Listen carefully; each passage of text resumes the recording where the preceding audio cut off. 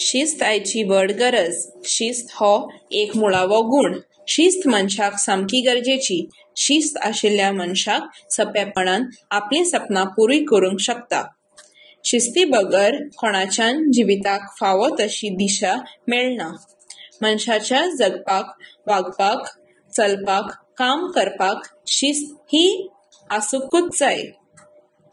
शिस्त म्हणल्यार जिणेची रीत.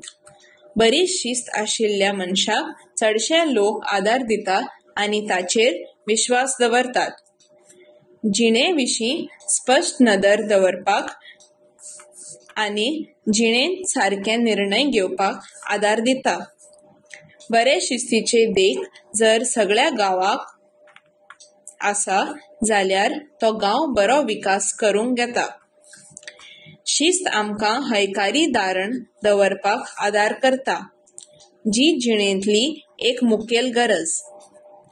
अशे तरेन शिस्त आशिल्ल्या मनशाची उदरगत जायत्या तरांनी वाडटा. निमाणें सांगपाचें जाल्यार शिस्त भुरग्यांक कामाची नीत आनी जापसालदारकेची भावना निर्माण करता.